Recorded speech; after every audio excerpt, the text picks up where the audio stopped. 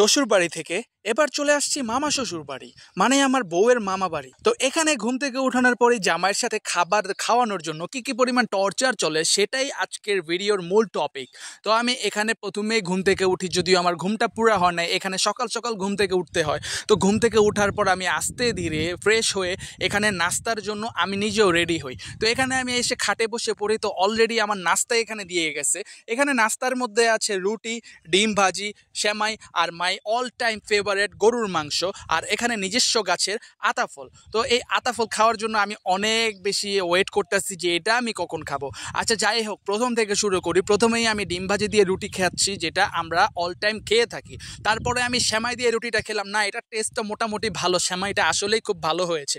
তো এরপরে আমার সবচেয়ে পছন্দের গরুর মাংস, সেই গরুর মাংস দিয়ে আমি রুটির যখন প্রথম বাইটটা নিই, বাহ এটা তো অ্যাকচুয়ালি অসাধারণ। আর তাছাড়া নর্মালি সকালবেলা নাস্তার মধ্যে রুটির সাথে গরুর মাংস পাওয়াটা কিন্তু ভাগ্যের ব্যাপার, এটা কিন্তু সবসময় পাওয়া যায় না। তো গরুর মাংস খাচ্ছি আর ভাবছি আরে কত খাওয়া যায়, মানে খেতে খেতে তো আমার অবস্থা মনে হয় এখানে খারাপ হয়ে যাবে। সকালের নাস্তায় এত আইটেম, পরে জানি আরও কত কি থাকে। তো আপনারাও যদি এরকম টর্চার পেতে চান, আপনারা কিন্তু চলে যেতে পারেন নিজের মামা শ্বশুর বাড়ি। হ্যাঁ, সবার মামা শ্বশুর বাড়ি এরকম থাকে না, যদিও ভাগ্যবানদের থাকে, সেই ভাগ্যবানদের মধ্যে আমি নিজেও একজন। তো নাস্তা এগুলো আস্তে ধীরে শেষ করি, আমি খাই মাত্র 2টা রুটি আর গরুর মাংস সবগুলো অলরেডি ফিনিশ।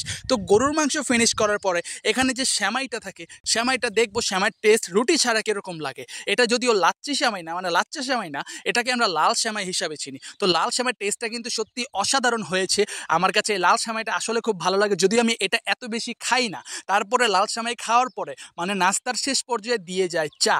তো চা খাচ্ছি আর ভাবছি যে রং চাটা আসলেই ভালো হয়েছে। আমি জানি না অ্যাকচুয়ালি কে বানাইছে, কিন্তু রং চার টেস্টটা সত্যিই কিন্তু অসাধারণ ছিল।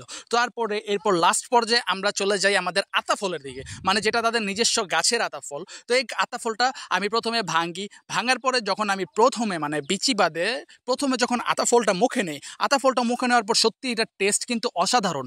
আমরা যেটা শহরে পাই এটা অ্যাকচুয়ালি আতাফলটা রেয়ার, এখন পাওয়া যায় না। আর এখানে নিজস্ব গাছের আতাফল, বুঝতেই পারছেন আপনারা টেস্ট কিরকম হতে পারে। তো খাওয়া দাওয়ার পর্যায়ে শেষ। তো যাই হোক, আজকে এখানেই বিদায় নিচ্ছি। সবাই ভালো থাকবেন, সুস্থ থাকবেন, আমার জন্য দোয়া রাখবেন, আর অবশ্যই অবশ্যই আমার পাশে থাকবেন।